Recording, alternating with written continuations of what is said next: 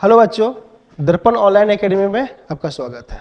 आज का टॉपिक है मांग का नियम क्या है, मान्यताएं और उसके अपवाद। क्लास 12 का सबसे इम्पोर्टेंट चैप्टर है। इसमें से 5 या 7 मार्क्स का तो क्वेश्चन आता ही आता है, लॉन्ग भी आता है और शॉर्ट भी आता है। इकोनॉमिक्स का जो पार्ट है, मांग का नियम क्या है, मान्यताएं और उसके अपवाद। इस टॉपिक को समझने के लिए देखिए, इकोनॉमिक्स एक ऐसा सब्जेक्ट है, इसको रटने से नहीं, कुछ समझना होगा, क्योंकि इसमें ग्राफ भी बनाना होता है, तालिका भी बनाना होता है, रेखाचित्र भी खींचना होता है। तो अगर इसके कॉन्सेप्ट को अगर अच्छा से समझ जाएंगे तो इसके आधार पर जितने भी क्वेश्चन आएगा हम आसानी से बना सकते हैं। रटने के बाद रटिएगा तो सिर्फ एक ही क्वेश्चन याद रहेगा, उससे मिलता जुलता और क्वेश्चन का जवाब नहीं दे सकते हैं। अगर और क्वेश्चन का जवाब देना है तो टॉपिक को अगर अच्छा से समझ जाएंगे तो उससे रिलेटेड जितने भी क्वेश्चन रहेगा आप आसानी से बना सकते हैं, चाहे वो सब्जेक्टिव हो या ऑब्जेक्टिव हो। तो आइए देखते हैं मांग का नियम क्या है, मान्यता और उसके अपवाद के बारे में समझते हैं। मांग मतलब सब कोई जानता है कि कोई चीज़ का डिमांड, इसको इंग्लिश में होता है डिमांड, खरीदना। लोग कोई भी सामान खरीदता है तो मांग कराता है, कोई भी इच्छा करता है वो मांग कराता है। लेकिन मांग का कुछ नियम है, जिसके आधार मांग का कुछ नियम है, उसको हम देखते हैं। इसको इंग्लिश में बोलते हैं लॉ ऑफ डिमांड। मांग का नियम, अगर अन्य बातें समान हो, अन्य बातें स्थिर हो तो मांग और मूल्य में विपरीत संबंध होता है। अर्थात किसी वस्तु का अगर कीमत घट जाता है तो उसकी मांग की मात्रा बढ़ जाती है, और अगर किसी वस्तु की कीमत बढ़ जाती है तो उसकी मांग की मात्रा घट जाती है। आप इसके स्पष्ट क्या हुआ कि मांग और मूल्य में विपरीत संबंध होता है, opposite relationship demand and price. Professor Marshall ने इसे बताया, lower the price higher the demand and higher the price lower the demand. Professor Marshall के अनुसार है, अकॉर्डिंग टू मार्शल। तो मार्शल ने इसे स्पष्ट करने के लिए ये स्पष्ट किया कि मांग और मूल्य में विपरीत संबंध है। इसे समझाने के लिए उस बच्चों के खेलने वाला खेल एक सी सॉ से बताया। सी सॉ का खेल आप लोग देखे होंगे पार्क में, जहाँ पार्क रहता है, जो बच्चे के खेलने वाला एक होता है ना, पटरा का एक तख्ता होता है, इधर बच्चा बैठता है और इधर बच्चा बैठता है। जब इधर वाला बच्चा नीचे जाता है तो इधर वाला बच्चा ऊपर जाता है, और उधर वाला बच्चा ऊपर जाता है तो इधर वाला बच्चा ऊपर जाता है। यानी कि एक नीचे जाएगा तो दूसरा ऊपर जाएगा, और दूसरा नीचे जाएगा तो दूसरा नीचे जाएगा तो दूसरा ऊपर जाएगा। यानी कि दोनों अपोजिट होगा। क्या होगा? दोनों अपोजिट हो जाएगा। तो इसे प्रोफेसर मार्शल ने बच्चों के खेलने वाला खेल सी सॉ से इसे बताया। सी सॉ का खेल कैसा होता है देखते हैं। सी सॉ का खेल देखिए, ये हो गया एक पटरा का तख्ता, या जो कुछ भी तख्ता मान लीजिए, इसका एक यहाँ पर एक हैंडल होता है जिस पर एक पटरा का तख्ता होता है। मान के चलते हैं कि इसको मान लीजिए कीमत, इधर कीमत बैठा हुआ है और इधर क्या है, मांग बैठा हुआ है। ठीक है, तो इस तालिका में क्या देख रहे हैं, जैसे कीमत बढ़ा ऊपर हुआ तो मांग क्या हो गया, नीचे हो गया। और जब ये तख्ता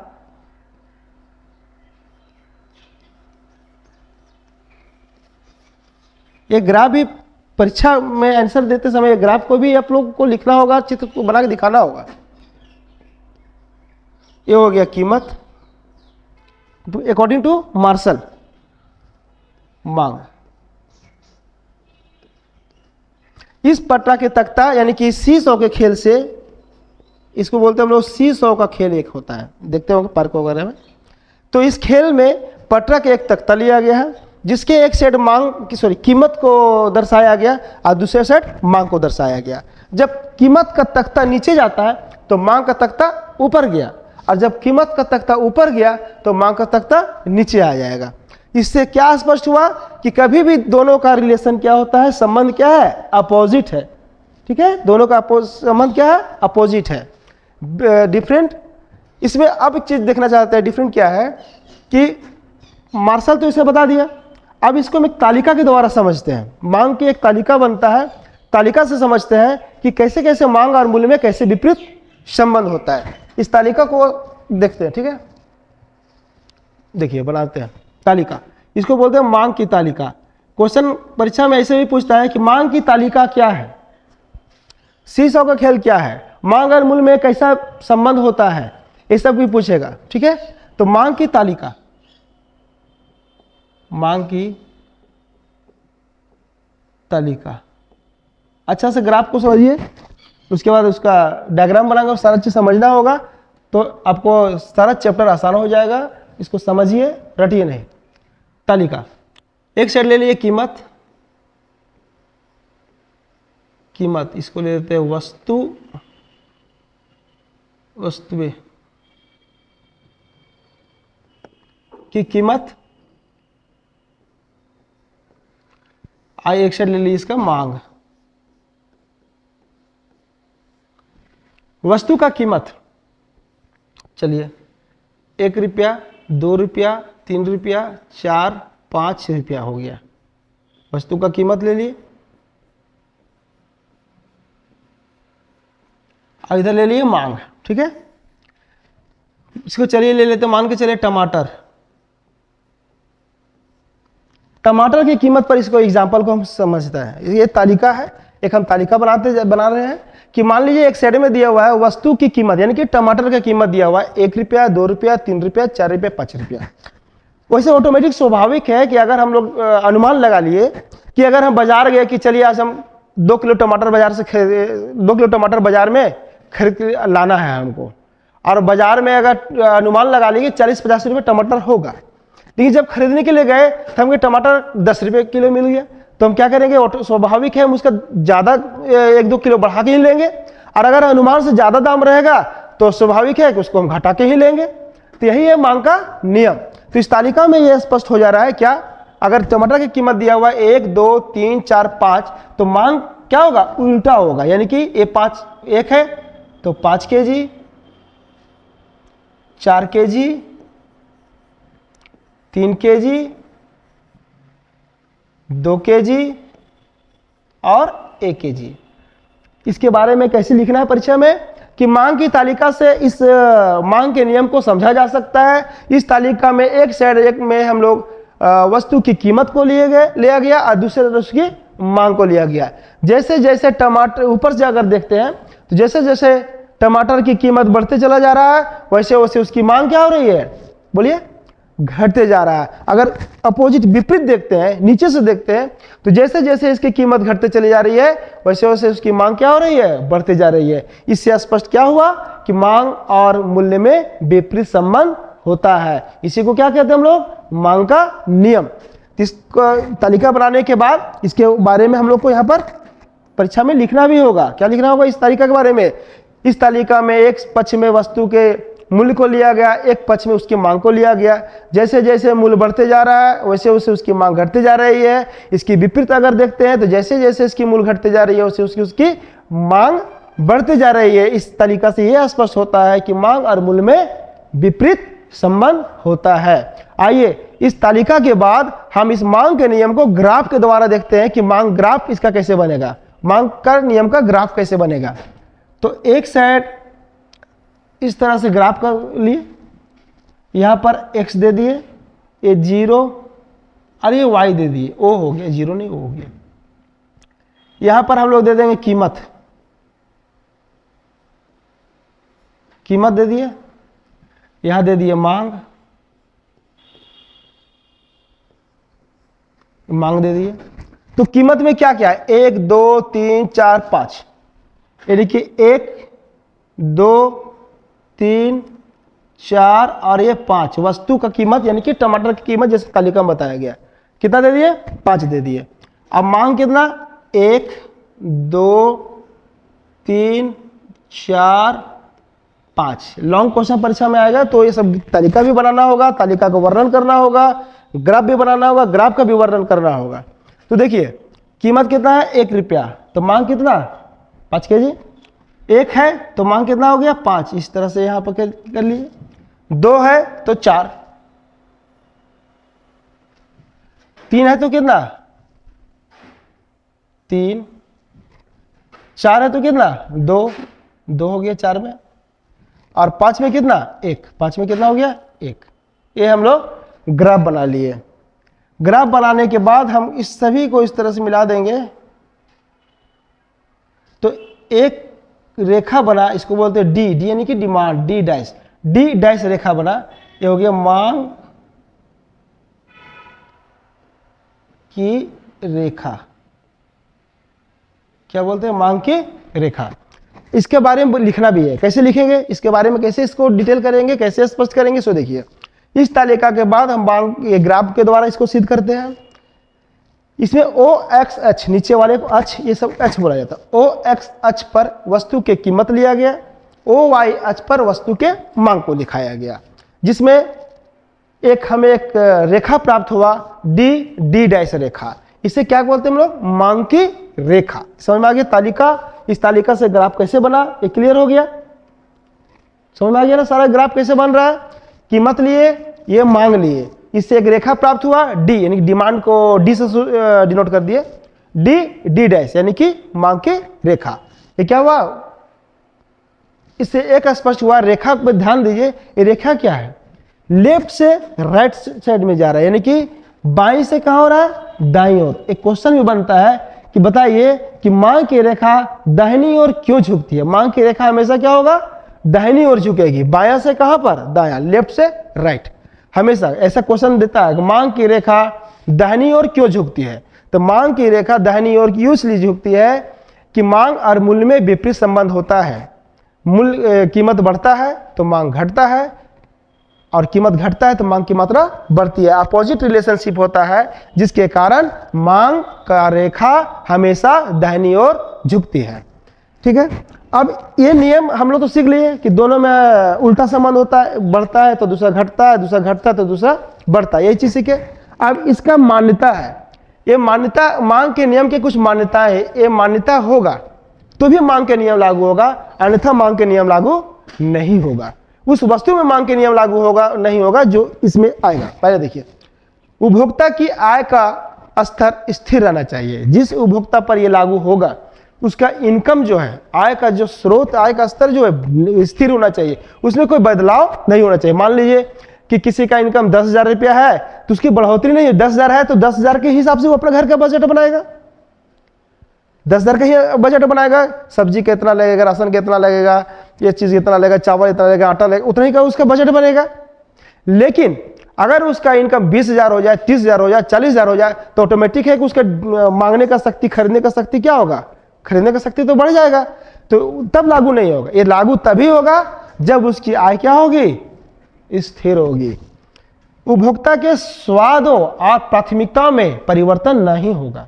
उसका टेस्ट करने का या प्राथमिकता, कुछ जिस चीज का हम प्राथमिकता देते हैं उसका, उसमें कोई परिवर्तन नहीं होना चाहिए। अगर हमारे 10,000 रुपया अगर आय है तो हम 10,000 के हिसाब से बाजार में सामान खरीदेंगे। हम ज्यादा ब्रांडेड सामान तो नहीं खरीदेंगे, हम किफायत का सामान खरीदेंगे जिससे 10,000 रुपये में हमारा मंथली बजट चल सके। लेकिन अगर हमारा आय बढ़ जाए, 20,000, 30,000, 50,000, 1,00,000 महीना हो जाए तो हमारा स्वाभाविक है, हमारा स्वाद और प्राथमिकता में क्या होगा, बदलाव हो जाएगा। तो मांग का नियम यह बताता है, उसका मान्यता यह है कि आय में कोई परिवर्तन ना हो, स्थिर हो, और स्वाद और प्राथमिकता में कोई परिवर्तन ना हो, वो भी स्थिर होना चाहिए। दूसरा, संबंधित वस्तु की कीमत स्थिर रहे।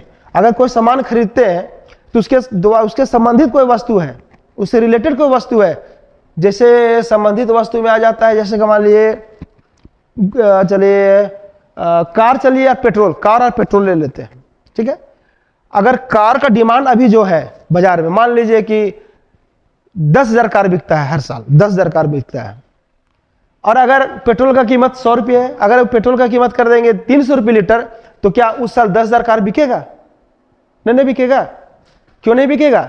क्योंकि उससे संबंधित क्या है, पेट्रोल है। पेट्रोल का दाम ज्यादा बढ़ गया तो कार, मान लीजिए कार अगर 5 लाख में मिलता है, उसका कीमत 5 लाख ही है, लेकिन उससे संबंधित जो सामान है क्या, पेट्रोल। पेट्रोल बिना तो चलेगा नहीं। पेट्रोल 100 रुपये दाम था, अब पेट्रोल का कीमत कर देंगे 500, तो क्या कार बिकेगा? कार का डिमांड कम होगा कि नहीं होगा? और वही पेट्रोल का कीमत कर देंगे 30 रुपये लीटर, तो क्या कार लोग ज्यादा खरीदने लगेगा? तो वही इसके मान्यता के बताया कि जो संबंधित वस्तु है उसका कीमत स्थिर होगा तभी नियम लागू होगा। ऐसा नहीं उसके संबंधित वस्तु में कुछ बदलाव हो गया तो ऑटोमेटिक है कि उसका मांग का नियम लागू नहीं होगा। मांग के नियम तभी लागू होगा जब उसकी संबंधित वस्तु भी क्या होगा, स्थिर, पैरेलल चलता हो, इन्हें घटने बढ़ने लगेगा। अब वस्तु का स्थापन बाजार में उपलब्ध ना हो। स्थापन मतलब क्या होता है? स्थापन और एक प्रतिपूरक, दो वस्तु होती है, एक स्थापन वस्तु और एक प्रतिपूरक वस्तु। स्थापन वस्तु का मतलब ये हुआ कि वो चीज अगर बाजार में नहीं मिलता है, जो चीज हमको चाहिए, अगर वो चीज बाजार में नहीं मिल रहा है या उसका कीमत बढ़ गया तो हम किसी दूसरी वस्तु से उसका काम चला लेंगे। जैसे चाय और कॉफी, मान लीजिए हमको चाय की जरूरत है, बाजार में नहीं मिल गया तो हम काम चलाने के लिए कॉफी भी पी सकते हैं। अगर चाय का कीमत आसमान छू दिया, ज्यादा चाय का कीमत बढ़ा दी, 10% 50% चाय का कीमत बढ़ गया तो लोग चाय पीना बंद कर देगा, कॉफी लेने लगेगा। क्यों? क्योंकि वो उसका स्थापन वस्तु है, यानी कि प्रतिस्थापन वस्तु भी उसको बोल सकते हैं। तो यह नियम क्या कहता है कि स्थापन बाजार में उपलब्ध ना हो, जैसे नमक हो गया स्थापन वस्तु, उसका कुछ नहीं है, नमक है तो नमक ही जरूरत पड़ेगा, उसके अलावे हम नमक की जगह हम चीनी तो नहीं डाल देंगे। तो कहने का मतलब है कि प्रतिस्थापन वस्तु उपलब्ध ना हो तब यह मान्यता लागू होगा। वस्तु में भविष्य में वस्तु की कीमत की वृद्धि होने की आशा न की जानी हो।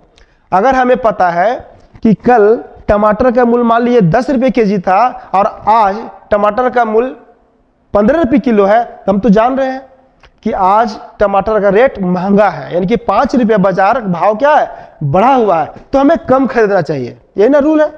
लेकिन अगर हमको ये पता चल जाए कि नहीं, इसका मूल्य भविष्य में यानी कि परसों 25 हो जाएगा, 30 हो जाएगा, 40 हो जाएगा, वो यह आशा हो जाए, ये अनुमान हो जाए, तो हम क्या करेंगे, अभी दाम भले ही बढ़ा हुआ है फिर भी हम सामान आज ही खरीदेंगे। क्यों? क्योंकि हमको पता है कि भविष्य में इसका दाम और बढ़ने वाला है, तब ये मान्यता लागू नहीं होगा, ये मांग का नियम लागू नहीं होगा। ये मान्यता होना चाहिए कि भविष्य में वस्तु की कीमत में वृद्धि होने की कोई आशा ना हो, तभी ये नियम लागू होगा। तो अभी हम क्या समझे, मांग का नियम क्या है, प्रोफेसर मार्शल ने क्या बताया, तालिका तो हम लोग देख लिए। ये तालिका जैसे जैसे मूल्य बढ़ा ये घटा, और जैसे ये घटा ये मूल्य मांग बढ़ गया, इसकी तालिका समझ में आ गया।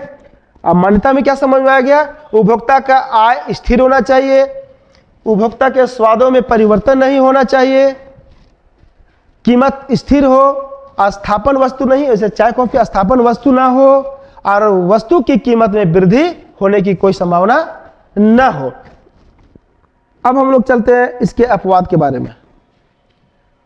मांग के नियम का कुछ अपवाद है जिसमें यह मांग का नियम लागू नहीं होगा। मांग के नियम क्या समझे हम लोग, एक मोटा मोटी फिट बताते हैं एक लाइन, उसके बाद ये हम लोग अपवाद समझेंगे, इसका एक्सेप्शन जिसमें मांग का रूल लागू नहीं होगा। क्या एक्सेप्शन है देखते हैं, इसके पहले मांग का नियम एक बार और रिपीट करते हैं। मांग और मूल्य में विपरीत संबंध होता है। कीमत, किसी वस्तु की कीमत घटती है तो उसकी मांगी गई मात्रा बढ़ जाती है, अगर किसी वस्तु का मूल्य बढ़ता है तो उसकी मांगी गई मात्रा घट जाती है, यानी कि दोनों में विपरीत संबंध होता है। इसे ही मांग का नियम कहते हैं। जिसमें ये लागू होगा वो मांग का नियम है, और जिस वस्तु में ये लागू नहीं होगा, जिस जगह ये लागू नहीं होगा, वो उसका अपवाद बन जाएगा। क्या बन जाएगा? अपवाद। हम लोग रूल देते हैं, टीचर लोग भी आपको रूल देता है कि ये कल ये होमवर्क करके आइए, ये पढ़ के आइए, लेकिन सब बच्चा करके आता है, एक बच्चा करके नहीं आता है, तो उसको क्या बोलेंगे, मेरा रूल फॉलो नहीं कर रहा है, मेरे को बात नहीं सुन रहा है, तो उसको क्या बोलेंगे, अपवाद। उसको छोड़ देते, जाओ पढ़ना पढ़ो नहीं तो जाओ। तो क्या हुआ, ये देखिए मान्यता में क्या, फैशन की वस्तु, फैशन की वस्तु में मांग का नियम लागू नहीं होता, क्योंकि जब जो वस्तु हमेशा चलते आ रहा है, अब बाजार में कोई नई फैशन की वस्तु आती है, तब देखते होंगे कि हमेशा फैशन की वस्तु जो बाजार में लॉन्च करता है उसका कीमत ज्यादा होता है, लेकिन लोग फैशन की वस्तु का ही डिमांड ज्यादा करता है, अब पुरानी वस्तु को क्या करता है, छोड़ देता है। तो फैशन की वस्तु बाजार में जब आ जाएगा तो उसमें मांग का नियम लागू नहीं होगा। जब बाजार में जब नया सामान लॉन्च कर जाता है, नया चीज लॉन्च कर जाता है, तो क्या करते हैं हम लोग, उसका डिमांड ज्यादा होने लगता है, अब पुरानी वस्तु को उतना ध्यान लोग नहीं देने लगता है। तो फैशन की वस्तु में यह नियम लागू नहीं होगा। दूसरा, मौसम में परिवर्तन, मौसम में परिवर्तन में भी मांग का नियम लागू नहीं होगा। क्यों नहीं लागू होगा सो बताते हैं। जैसे कि ठंडे के दिनों में दही का मूल्य अगर हम कम कर देंगे तो क्या इसका मांग बढ़ जाएगा, नहीं बढ़ेगा। और वही गर्मी के दिन में अगर दही का मूल्य ज्यादा होगा तो भी उसका डिमांड क्या होगा, बढ़ेगा। मान लीजिए कोल्ड ड्रिंक में भी चलते हैं, अभी ठंडे का समय है, तो कोल्ड ड्रिंक का दाम अगर घटा देंगे तो क्या मांग बढ़ जाएगा।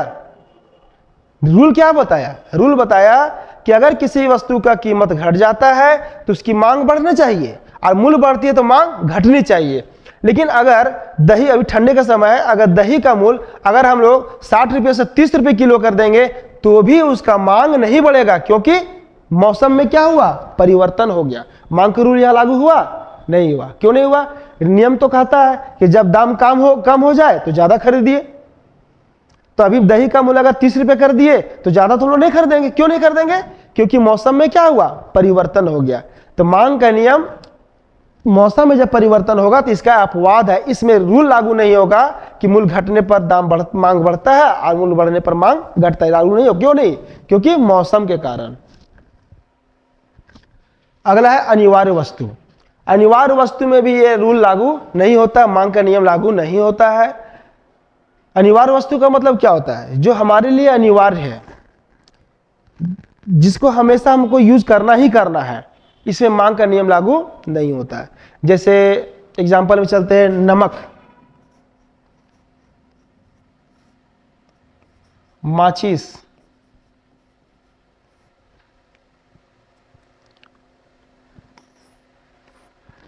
नमक का दाम बढ़े या घटे, मांग क्या है? सबका मांग क्या होता है? बराबर होता है, एक ही रहेगा। अगर हमारे घर में कि मंथ में अगर 2 किलो का नमक का जरूरत पड़ता है, कि हम एक मंथ में 2 किलो नमक का जरूरत यूज करते हैं, तो अगर नमक 100 रुपये किलो हो जाए तो कितना यूज करेंगे? तो भी 2 किलो यूज करेंगे। ऐसा थोड़ी मांग हम लोग कम करेंगे या सब्जी में कम डाल देंगे कि नहीं महंगा है तो थोड़ा कम डालेंगे, ऐसा होगा? और अगर उसका नमक का कर देंगे 1 रुपये किलो तो क्या इतना डाल देंगे?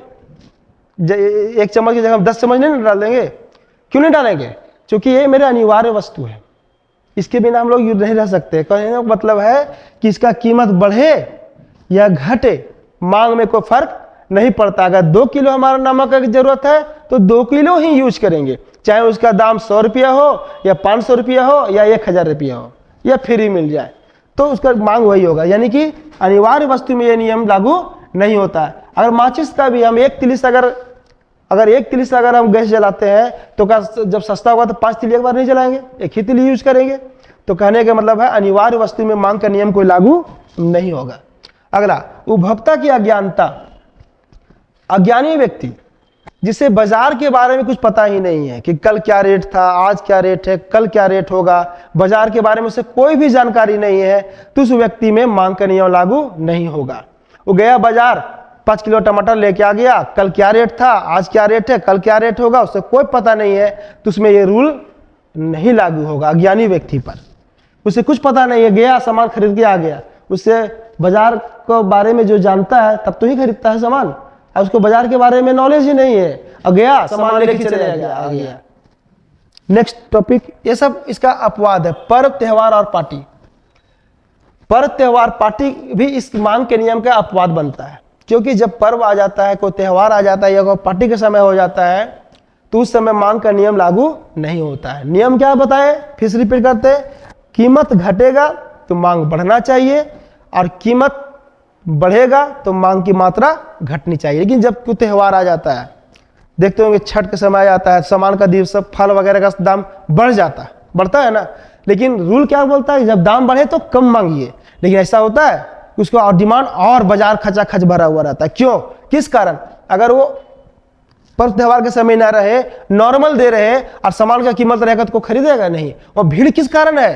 पर्व के कारण। पर्व आ गया, त्योहार आ जाएगा, वही पर्व त्योहार आ जाएगा तो उस समय यह नियम लागू नहीं होगा। दाम बढ़ा भी देगा तो लोगों के डिमांड घटेगा नहीं, बल्कि वो और बढ़ जाएगा। यानी कि पर्व त्योहार पार्टी जब रहेगा तो भी उस समय नहीं होगा। किसी का शादी हो रहा है, मान लीजिए पार्टी के समय, और अभी बोलेगा कि शादी हो गया, अभी सामान महंगा है, आज पार्टी नहीं करेंगे, जब सस्ता होगा तो ऐसा होगा नहीं। पर्व त्योहार पार्टी आ जाएगा, उस समय दाम बढ़े हुआ भी रहेगा तो लोग उसका डिमांड घटता नहीं, बल्कि उसका डिमांड क्या होता है, और बढ़ ही जाता है। इसलिए ये भी क्या है, मांग के नियम का एक्सेप्शन कहलाएगा, यानी कि वो उसका अपवाद कहलाएगा। भविष्य में मूल्य बदलने की आशंका, अभी तुरंत थोड़ा देर पहले रिपीट किए कि भविष्य में अगर हमको पता चल जाए कि किसी वस्तु का मूल्य घटने वाला है या बढ़ने वाला, अगर हमको अनुमान लग जाए तो मांग का नियम इससे प्रभावित हो जाएगा, मांग का नियम इसमें लागू नहीं हो जाएगा। अगर हमें पता है किसी वस्तु का कीमत आज घटा और भविष्य में वो कीमत और घटने वाला है। अगर 100 से आज 50 हुआ तो अगर हमको अनुमान लग जाए कि आगे उसका रेट 25 हो जाए, 5 रुपये हो जाए, तो हम घटे हुए कीमत पर भी आज नहीं खरीदेंगे, हम नेक्स्ट डे का, अगले दिन का इंतजार करेंगे। तो ये भी यहाँ पर मांग का नियम लागू नहीं हुआ। मांग का नियम जब पता चल जाए कि दाम घटने वाला यानी दाम में परिवर्तन होने वाला है तो मांग का नियम लागू नहीं होगा। अभी मान्यता में बताए थे कि मान्यता हम लोग देखे थे कि वस्तु में किसी तरह का भविष्य में दाम घटने बढ़ने का कोई पता ना हो। जनसंख्या में वृद्धि, इसमें भी मांग का नियम लागू नहीं होता है। किसी जगह अगर जनसंख्या एवरेज है उसका मांग, और जब जनसंख्या बढ़ जाता है तो उसका मांग में क्या होता है, प्रभाव पड़ जाता है। जिस जगह में जनसंख्या बढ़ने लगेगा, जनसंख्या दिनों दिन बढ़ते चला जाएगा तो क्या होगा, मांग बढ़ते चला जाएगा, उसमें मूल्य का कोई प्रभाव नहीं होता है, अपोजिट रिलेशनशिप नहीं होता है। ठीक है, नेक्स्ट क्वेश्चन टॉपिक देखते हैं, आदत की वस्तु। आदत की वस्तु का मतलब क्या है? जब किसी को ये पता आदत हो, जैसे किसी को सिगरेट पीने का आदत है, किसी को शराब पीने का आदत है, किसी को तिरंगा गुटखा खाने का आदत है, उसमें मांग का नियम लागू नहीं होगा। मांग का नियम क्या बताया कि किसी वस्तु का मूल्य घटे तो उसका मांग की मात्रा बढ़ती है, और मूल्य बढ़ता है तो उसकी मांग की मात्रा घटती है, अपोजिट बताया। लेकिन जिस व्यक्ति को वस्तु की आदत हो, शराब पीने का आदत हो, किसी को सिगरेट पीने का आदत हो, किसी को गुटखा खाने का आदत हो, उस कंडीशन में मांग का नियम उसमें लागू नहीं होगा। उसका दाम बढ़ा दे या घटा दे, वो उतना ही यूज करेगा। किसी को 10 सिगरेट पीने का आदत है, दाम बढ़े या घटे, वो 10 सिगरेट कहीं ना कहीं जुगाड़ी करके पी ही लेगा। शराबी व्यक्ति को भी लागू नहीं होगा, वो तो शराब पिएगा ही, जहां 10 रुपये हो, 50 रुपये हो, 500 रुपये हो, वो तो पिएगा ही पिएगा। इसलिए मांग का नियम आदत की वस्तु में लागू नहीं होता। जिस वस्तु का हमको आदत है उसकी में मांग का नियम लागू नहीं होता, क्योंकि उसका डिमांड हम लोग करेंगे। तो थोड़ा मोटा मोटी हम सारा रिपीट कर देते हैं, इसमें मांग का नियम से एक बार और देख लेते हैं। मोटा मोटी फिर से स्टार्टिंग कर देते हैं। मांग का नियम, अन्य बातें समान हो तो मांग और मूल्य में विपरीत संबंध होता है। अगर किसी वस्तु का कीमत घटती है तो उसकी मांग बढ़ जाती है, और मूल्य बढ़ती है तो उसकी मांग की मात्रा घट जाती है। प्रोफेसर मार्शल ने बताया, higher the price lower the demand, lower the price higher the demand is called law of demand. यानी कि opposite relationship demand and price. According to Marshall, seesaw के खेल से बताया, इसे पट्टा के सब डिटेल लिखना है परीक्षा में। सीसॉ से बताया कि इसमें पट्टा का एक तख्ता होता है, जिससे मूल्य घटता है तो मांग बढ़ जाता है, मूल्य बढ़ता है तो मांग घट जाता है। इसे क्या बताया, मांग का नियम। ये तालिका भी समझ में आ गया, तालिका को कैसे लिखा जाएगा परीक्षा में। इस मांग की तालिका से हमें से यह स्पष्ट हुआ कि जैसे जैसे टमाटर का मूल्य बढ़ता चला गया मांग घटता चला गया, मूल्य घटता चला गया तो मांग बढ़ता चला गया। इससे एक तालिका रेखा चित्र के द्वारा भी स्पष्ट कर सकते हैं, जिसमें ओ एक्स रेखा में वस्तु के कीमत को लिया गया, ओ वाई रेखा में वस्तु के मांग को लिया गया, जिससे एक रेखा प्राप्त हुआ, डी डैश रेखा प्राप्त हुआ, जिसे मांग की रेखा कहते हैं, जो हमेशा क्या बताए थे, बाएं से दाएं और झुकती है। ये तो मान्यता है, ये तो समझ में आय में परिवर्तन नहीं होना चाहिए, स्वाद प्राथमिकता में कोई परिवर्तन नहीं होना चाहिए, वस्तु कीमत परिवर्तन नहीं होना चाहिए, स्थापन वस्तु जैसे चाय कॉफी के एग्जाम्पल दिए वो उपलब्ध ना होना चाहिए, और वस्तु की कीमत में भविष्य में घटने या बढ़ने की आशा नहीं होना चाहिए। फैशन की वस्तु तो समझ में आ गया। मौसम में परिवर्तन, दही वाला एग्जाम्पल दिए। अनिवार्य वस्तु नमक माचिस वाला हो गया। उपभोक्ता की अज्ञानता, जिसको बाजार की कोई नॉलेज नहीं है, उसमें ये नियम लागू नहीं होगा। और पर्व त्योहार पार्टी, ये बताइए भविष्य में मूल्य बदलने की आशंका, अगर पता चल जाए कि भविष्य में मूल्य बढ़े, अगर बढ़ने वाला है या घटने वाला है तो मांग का नियम लागू नहीं होगा। जनसंख्या में वृद्धि भी मांग का नियम लागू नहीं होगा। आदत की वस्तु, जैसे शराब पीने का आदत है, किसी सिगरेट पीने का आदत है, जो हमें आदत है जिसके बिना हम नहीं रह सकते हैं, तो उसका दाम बढ़े या घटे मांग में कोई फर्क नहीं पड़ेगा। ठीक है, तो मांग का नियम क्लियर हो गया। अगले क्लास में अगला टॉपिक पर चर्चा करेंगे।